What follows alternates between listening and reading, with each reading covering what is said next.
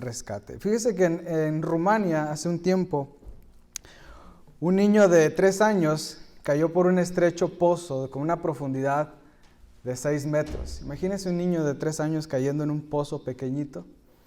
Rescatistas y bomberos se apersonaron al lugar al momento de estar ahí y todos los esfuerzos que ellos hicieron fue en vano por la estrechez del tubo, por la profundidad del tubo, por la inmadurez del niño tan pequeño. La extracción se hizo complicada. Imaginen la sensación de los papás. Imagínense el pensamiento. Era impensable considerar siquiera el abandonar la misión y cada uno irse a casa, ¿verdad? Los papás no iban a hacer eso. De una u otra manera, se propuso ingresar a una persona muy delgada dentro del angosto tubo. Pues no había nadie que fuera mayor de edad con esa complexión, así que un adolescente que escuchó el plan se ofreció, un niño de 14 años se ofreció voluntariamente para rescatar al niño en problemas. Y así sucedió, el adolescente pudo descender los 6 metros de profundidad, tomar al niño de las manos y sacarlo exitosamente. Imagínense la sensación, fue un héroe para la sociedad. El joven había hecho algo impensable, un acto de heroísmo que iba a ser agradecido por los padres y por el niño cuando tuviese la edad suficiente de reconocer, ¿verdad? Sin duda alguna que al pasar de los años, cuando el niño que quedó atascado pueda cumplir una mayoría de edad, unos 20 años más adelante, supongamos, y alguien le pregunta, ¿te acuerdas cuando estuviste en esa situación, atascado en cómo caíste en el tubo? Sin duda que el niño en esa edad, 20 años después, va a decir, claro que me acuerdo y estoy muy agradecido con quien me rescató. Fue muy valiente la persona que se arriesgó por mí, ¿cierto? Eso es la reacción correcta, esa es la reacción normal. De no hacerlo así, lo consideraríamos un niño o una persona ingrata. Si le pregunta, oye, cuéntame lo que pasó en aquel momento que viviste. Y si él reaccionara, ¿por qué quieres restregarme mis errores en mi cara? Él no diría eso, ¿verdad? ¿Por qué quieres recordarme lo que hice en aquel entonces? No reaccionaría de esa manera, ¿verdad? Sería impensable. Es ilógico reaccionar de esa manera por parte del niño. El niño estaría agradecido. Contaría muchas veces la historia, mencionaría el nombre de aquel que lo rescató. Y contaría la historia hasta en los noticieros, se lo aseguro. Pues en esta mañana, hermanos, estaremos viendo 2 motivos que podemos encontrar en esta porción por los cuales debemos agradecer a Dios por mostrar su gracia al salvarnos de nuestra precaria situación. 2 motivos por los cuales debemos agradecer a Dios por salvarnos de nuestra precaria situación. Y esto no es un recordatorio para ofendernos, sino es para agradecerle a Dios. ¿Cuál es el punto número 1? Vamos a ver desde el versículo 1 al versículo 2. Pese a nuestra condición, recibimos gracia. Pese a nuestra condición, recibimos gracia. El punto número 2. Pese a merecer ira, recibimos gracia. Y esos son los 2 puntos que nos mueven, hermanos, a ser agradecidos fervientemente por la gracia de Dios inmerecida a los pecadores. Vea lo que la carta de Éfeso tiene en contexto. La iglesia de Éfeso, hermanos, había crecido y madurado en su fe. Pablo lo escribe en el primer capítulo, en la segunda parte, en el versículo 3, él hace una referencia, versículo 15 dice, por esta causa yo habiendo oído de vuestra fe en el Señor. La iglesia en Éfeso había madurado en su fe y amor por Dios, y los santos de la iglesia, los miembros de la iglesia, a pesar de estar rodeados de una cultura pagana, el mensaje del evangelio había hecho mella en sus corazones. Y Pablo daba gracias a Dios por medio de las oraciones, como lo dice el versículo 1:15 de Efesios. La ciudad de Éfeso, hermanos, contaba con una posición privilegiada económicamente. Su lugar geográfico era estratégico para los viajes mercantiles, barcos, caravanas, todo llegaba hacia esa ciudad. Esa ciudad estaba llena de extranjeros. el dinero entraba y salía fluidamente, pero también muchas falsas enseñanzas entraban en la ciudad. Éfeso tenía una de las 7 maravillas de aquel entonces del mundo, el templo de la diosa Diana, diosa de los efesios. Esa diosa era una mezcla de todas las culturas paganas, de todas las creencias religiosas idólatras, para poder conformar la Diana que Pablo conoció en aquel entonces. ¿Se acuerda usted que los efesios hacían templecillos y los vendían? Se los daban a las personas, los vendían, mejor dicho, para que ellos tuvieran una parte, una suerte de Diana y pudieran llevársela a sus lugares de donde ellos venían. Hermanos, en Éfeso también la Biblia nos habla acerca de personas que practicaban la brujería, la magia, posesiones demoníacas. Y todo esto, hermano, era síntoma de una sociedad depravada y necesitada de rescate. Ellos estaban más profundos que el niño que cayó 6 metros en el pozo. Los efesios, hermanos, habían sido rescatados de este pozo oscuro y profundo. Vea lo que dice Hechos capítulo 19 y 17 para tomar un contexto de la carta, de la situación de los hermanos de Éfeso. 19, 17 de Hechos. ¿Lo tiene? Y esto fue notorio, dice, a todos los que habitaban. Estaban hablando de un exorcismo. Dice, y esto fue notorio a todos los que habitaban en Éfeso, así judíos como griegos, y tuvieron temor todos ellos, y era magnificado el nombre del Señor Jesús. Y muchos de los que habían creído venían confesando y dando cuenta de sus hechos. Asimismo, muchos de los que habían practicado la magia trajeron los libros y los quemaron delante de todos, y hecha la cuenta de su precio, hallaron que eran 50,000 piezas de plata. Así crecía y prevalecía poderosamente la palabra del Señor.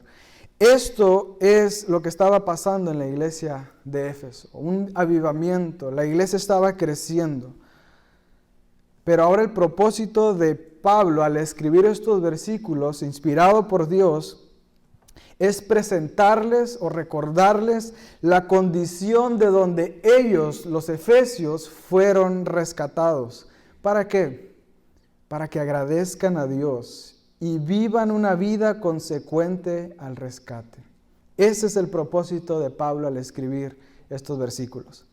Si usted se da cuenta, este capítulo, hermanos, tiene un versículo hermoso en el versículo 4, pero en los primeros versículos del 1 al 3, Pablo empieza a meter mucha presión y mucha congoja a sus lectores, y después en el versículo 4 destapa esa presión y dice, pero Dios que es rico en misericordia. Vea la belleza de este versículo y lo que Pablo quiere lograr.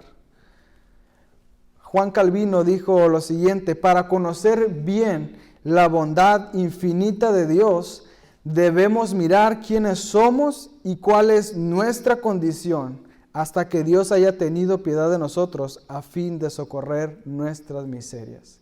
Para nosotros poder imaginarnos perfectamente o dilucidar la grandeza y bondad de Dios es necesario que nos veamos a nosotros en nuestra condición pasada, en nuestra situación deplorable, para poder nosotros ver la magnitud de nuestro Dios. Y por eso la palabra de Dios dice en el versículo 1 al 2, en nuestro primer punto, pese a nuestra condición, recibimos gracia. ¿Cuál es nuestra condición? ¿Cómo nosotros nos vamos a ver? ¿Cómo nos presenta la Biblia?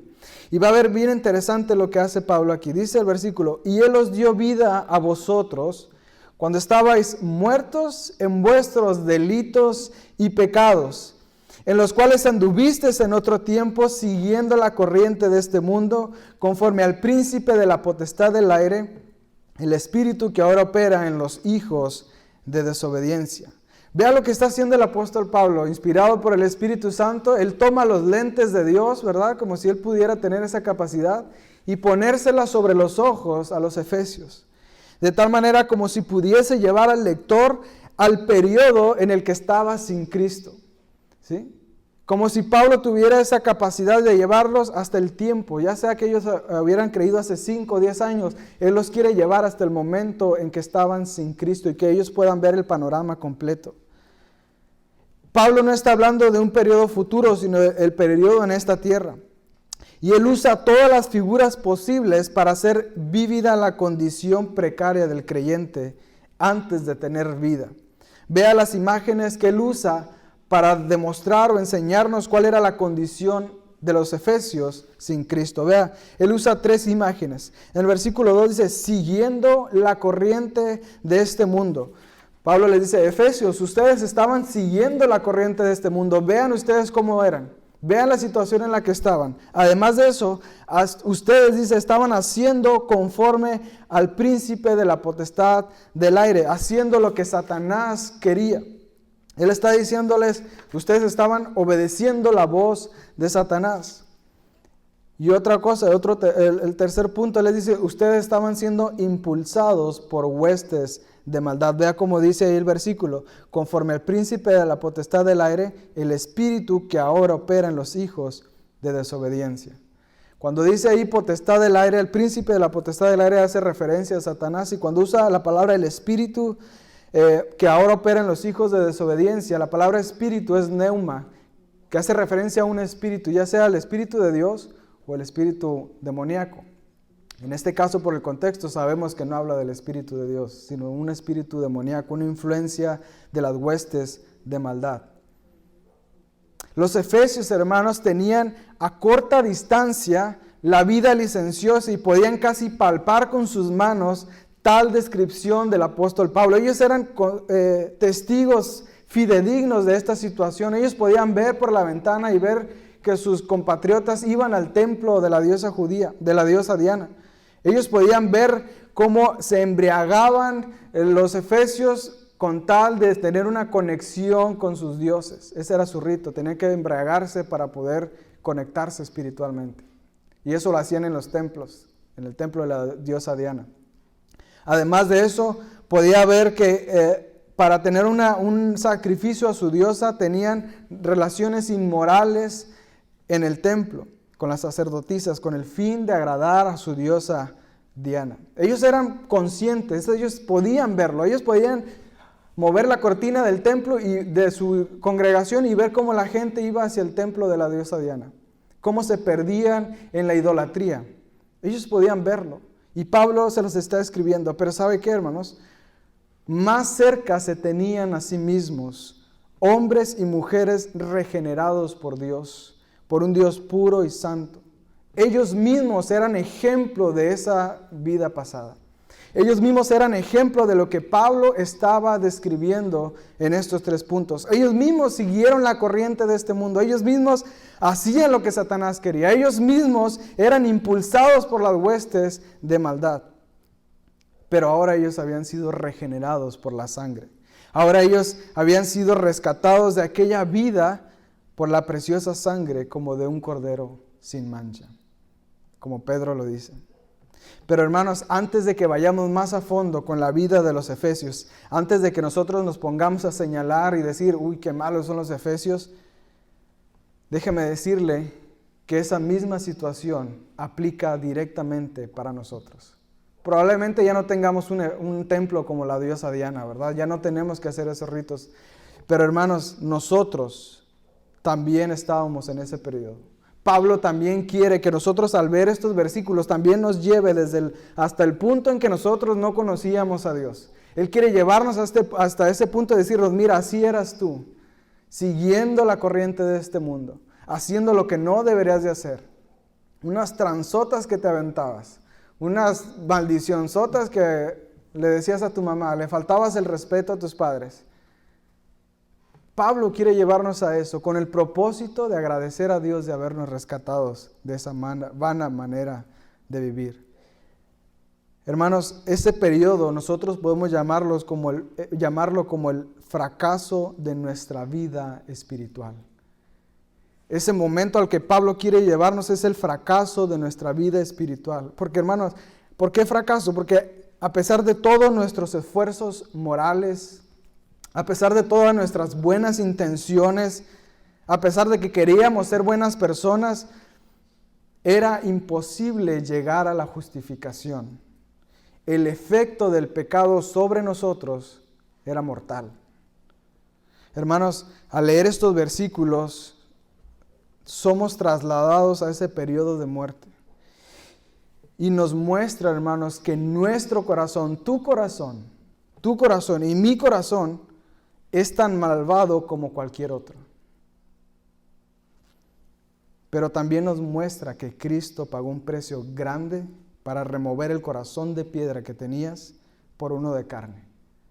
Te muestra esa situación pecaminosa que tú puedes hacer. Puedes hacer cualquier pecado, no eres libre de eso. Hasta que Cristo te hace libre de las garras de Satanás.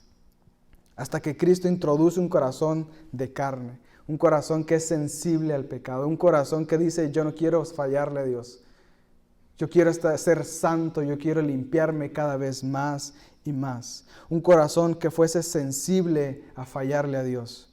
Uno que resienta al ver la maldad y huya de ella.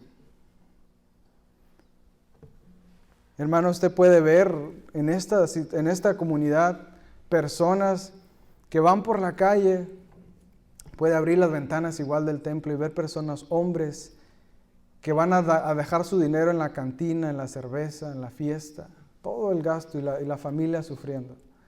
Puede ver mujeres también, ¿verdad?, que están viviendo una vida licenciosa, engañando a sus maridos, olvidando a sus hijos.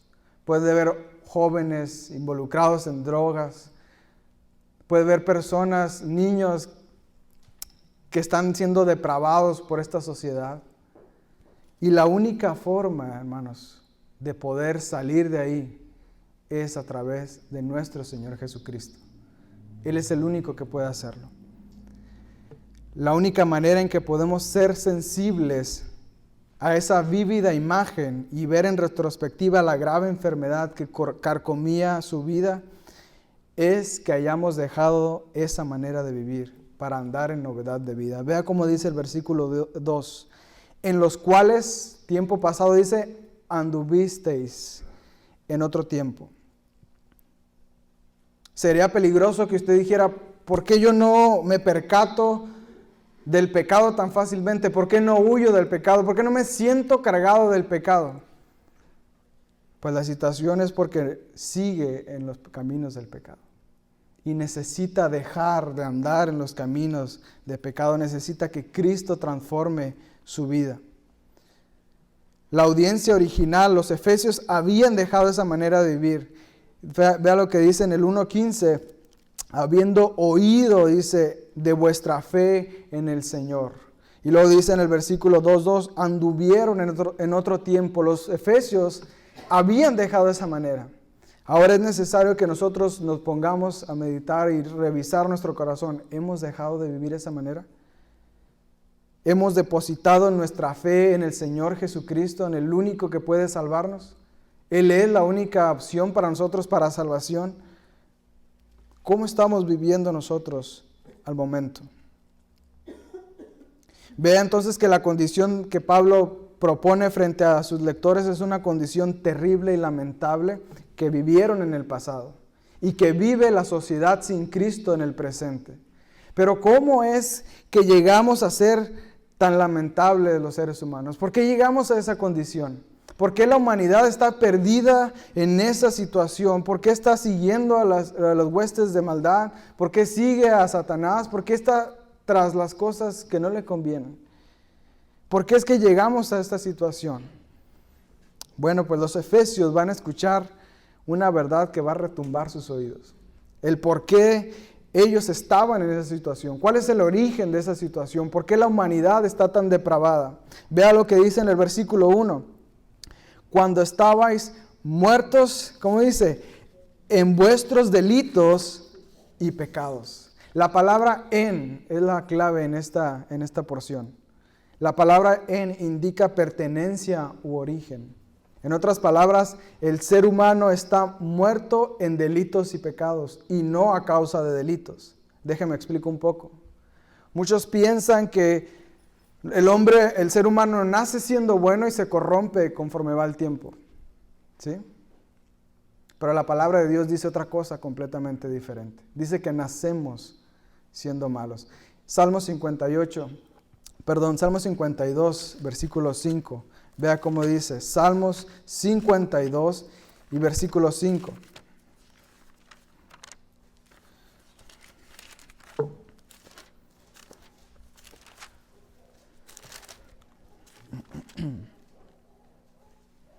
Perdón, 51:5, siempre me confundo en este. Salmo 51:5. He aquí, en maldad he sido formado, y en pecado me concibió mi madre. Vea lo que dice el 58:3, por favor. Salmo 58 y versículo 3.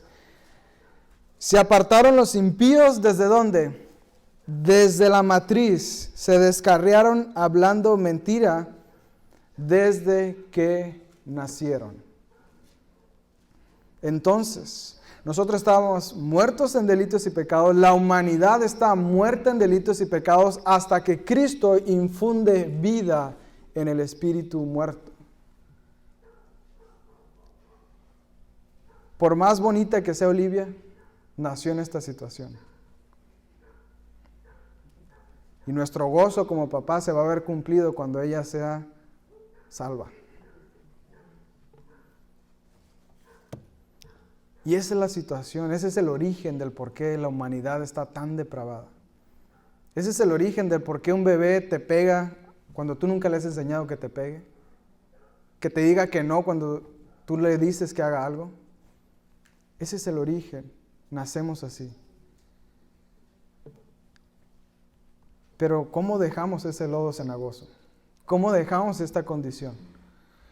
¿Qué solución presenta el apóstol Pablo, inspirado por Dios, para dejar esta situación? ¿Cómo dejamos el lodo cenagoso? ¿Cómo salimos del pozo de la desesperación? La respuesta es solo de la mano de nuestro Dios. No hay nada humanamente posible que pueda sacarnos. El único socorro viene ¿de quién? De Jehová. Salmo 121, versículo 1. Vea lo que dice, por favor, Ezequiel capítulo 36, versículo 26. Ezequiel capítulo 36, versículo 26 al 27. Vea la respuesta a esta pregunta. Ezequiel 36. ¿Cómo salimos de esa situación? Por medio de Dios. ¿Y qué usa Él? ¿Qué medios usa para sacarnos de ahí? Vea esta profecía, dice, os daré corazón nuevo, que ya se cumplió la profecía, dice, y pondré espíritu nuevo dentro de vosotros. Os daré corazón nuevo, escuche bien, hermanos, y pondré espíritu nuevo dentro de vosotros. Ese corazón muerto que tenías, ese espíritu muerto, ahora Dios te da dentro de ti un espíritu nuevo. Y quitaré de vuestra carne, dice, el corazón de piedra, y os daré un corazón de carne. Y pondré dentro de vosotros, vea esto, mi espíritu con E mayúscula. ¿Se da cuenta? Hermanos, acabamos de decir que estamos en una condición deplorable, una condición de podredumbre, y Dios dice, te voy a quitar todo eso y voy a poner a mi espíritu dentro de ti, a habitar en este cuerpo pecador. Eso es, hermano, eso es gracia, ese es motivo por darle gracias a Dios. Y haré que andéis en mis estatutos. Si usted cumple algo es porque Dios le ha dado esa oportunidad. Si usted obedece a Dios es porque Dios así lo quiere. Dice, y guardaréis mis preceptos y los pongáis por obra. Versículo 31, por favor. 36-31 de Ezequiel. Y os acordaréis de vuestros malos caminos. Se van a acordar de sus malos caminos. No hay nada de malo con acordarnos de nuestros malos caminos siempre y cuando no los deseemos. Y de vuestras obras que no fueron buenas. Y vea lo que sigue. Y os avergonzaréis de vosotros mismos por vuestras iniquidades y por vuestras abominaciones. ¿Se da cuenta, hermanos? El Señor nos recuerda. ¿Te acuerdas cómo estabas? Pues avergüénzate, pero da gracias que tienes a Dios, que me tienes, ¿verdad? Es lo que dice el Señor. Que he puesto un corazón nuevo, un espíritu dentro de ti, mi Espíritu Santo. Hermanos, el hombre que andaba en lugares de mala reputación, en los bares, en los antros, puede mirar atrás de sí y decir, mira dónde estaba yo. De ahí me sacó el Señor, ahí estaba Él viéndome, que yo estaba podrido en ese lugar, y ahora me sacó el Señor. Ahora respeta a su esposa, cuida de sus hijos, y es una persona diferente. La esposa que era controladora y faltaba la autoridad del marido y le gritoneaba enfrente de todos, ahora ve en perspectiva con felicidad y reconoce de dónde lo ha sacado el Señor. El novio o la novia que tenía una relación que no edificaba, posesivos, celosos, tóxicos, Dios disuelve esa relación y él reconoce de dónde me sacó el Señor. Ahí estaba y él me sacó. Estaba en drogas y el Señor me sacó. Estaba pecando de tal manera X cosa, lo que usted diga, haciendo tranzas, haciendo lo que usted quiera, y el Señor de ahí me sacó. Me acuerdo, me avergüenzo, pero agradezco a Dios por esa gracia maravillosa. Quienes han sido santificados y busca la santificación progresiva, conoce el poder destructor que tiene el pecado y agradece haber sido rescatado. Solamente las personas que han sido santificadas, que han sido quitadas su venda de los ojos, puede ver el poder destructor del pecado y agradece de dónde lo sacó el Señor. Los demás, los que están ciegos sin Cristo, ellos están felices y contentos. No están incómodos. Pero nosotros agradecemos de haber sido rescatados de nuestra vana manera de vivir, pero también de otra cosa. Vea lo que dice el versículo 3.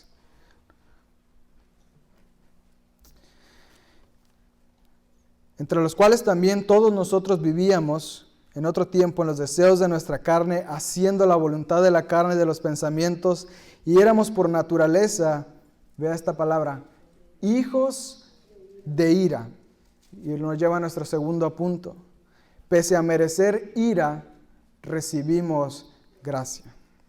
El Espíritu Santo en su sabiduría provoca, hermanos, que el versículo 3 sea no solo atemporal, que pueda aplicarse en todo tiempo, sino también que sea universal. Vea cómo dice el versículo en la última parte, entre los cuales, vea, también todos nosotros vivimos en otro tiempo. Cuando dice todos nosotros, el apóstol Pablo hace referencia no solamente a los gentiles que están en Éfeso, sino también nosotros, los judíos, dice. Aquellos que recibimos la ley de parte de Dios en medio de ángeles, como dice Hechos 7:53 y Deuteronomio 33:2, el pueblo escogido por Dios estaba en la misma condición que los gentiles. ¿Qué hacían los judíos? Dice Pablo ahí en el versículo, vea cómo dice. Vivían en los deseos de nuestra carne, versículo 3. ¿Qué más hacían? Haciendo la voluntad de la carne y de los pensamientos, o sea, vivían en los deseos de la carne, hacían la voluntad de la carne y hacían la voluntad de los pensamientos. El versículo 3, hermanos, nos muestra entonces que no solamente gentiles y solamente nosotros somos los pecadores paganos, dice judíos y gentiles, todos estamos en la misma situación, haciendo la voluntad de la carne, nuestros deseos. Pero hermanos, el versículo 3 no solamente nos muestra que es atemporal y universal esta situación, también nos dice y nos lleva a considerar las consecuencias futuras de vivir el presente conforme a la corriente de este mundo. El versículo 3 nos dice lo que nos va a pasar o le va a pasar a la gente si no deja ese camino. Si en este mismo tiempo presente no deja su camino, algo les va a suceder. Hay una consecuencia. Hay una consecuencia que el versículo 3 nos está diciendo. Y Pablo, hermanos,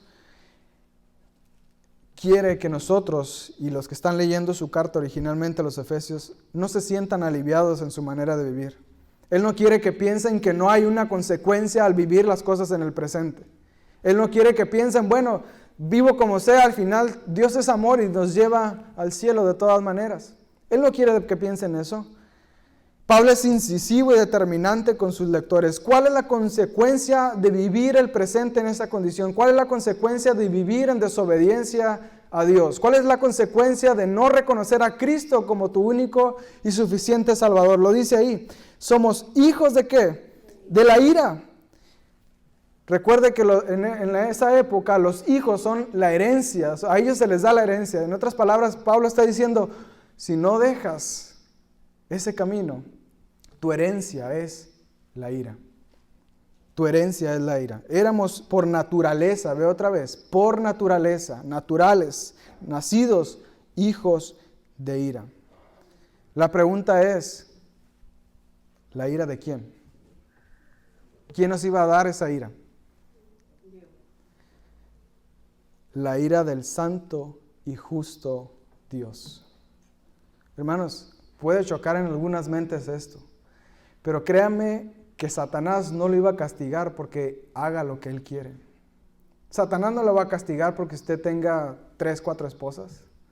Probablemente se meta en problemas, pero él no quiere castigar eso. Él quiere echarle más, ¿verdad? Para que usted siga enlodándose más y más. Satanás no va a castigar a una persona que está destruyendo su familia. Él lo va a alentar, le va a mandar más amigos para que le ayuden.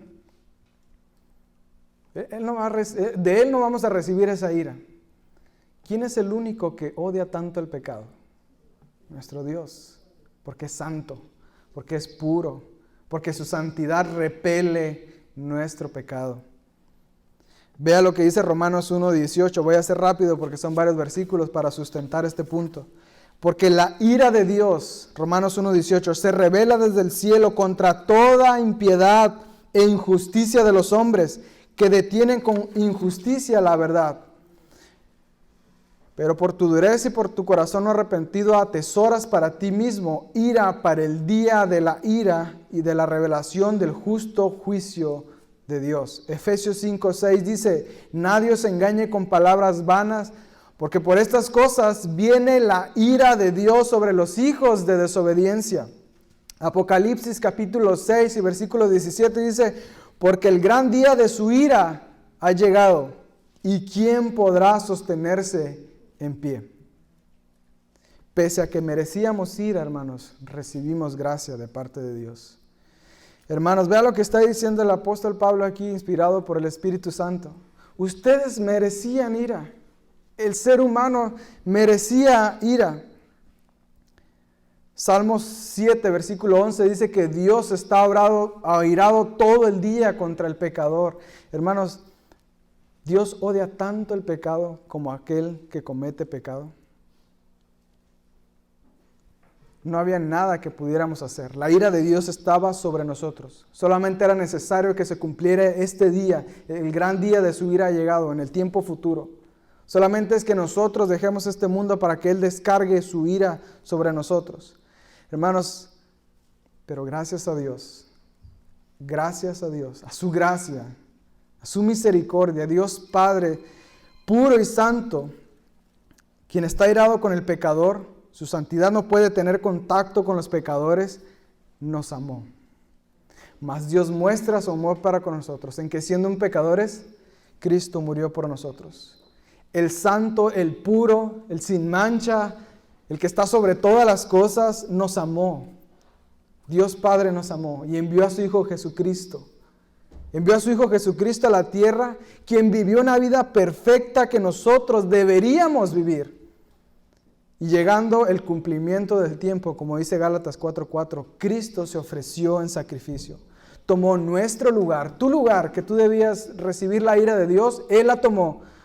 Y Dios Padre descargó toda su ira sobre Él, como lo dice Isaías 53:10, Juan 1:29 y 1 de Juan 2:2. Las humillaciones, la corona de espinas, los látigos, los clavos en sus manos y sus pies y el abandono del Padre son la manifestación de ira que tú y yo merecíamos. Pero Cristo la recibió por nosotros. Gracias a Dios. Da gloria a Dios, hermanos, por la gracia que nos arropó. Vea como dice 1 Tesalonicenses capítulo 1 y versículo 10. Y esperar de los cielos a su Hijo, el cual resucitó de los muertos, a Jesús, quien nos libra de la ira venidera. 1 Tesalonicenses capítulo 1, 10. Merecíamos la ira, pero Cristo se puso en medio de Dios Padre y de nosotros.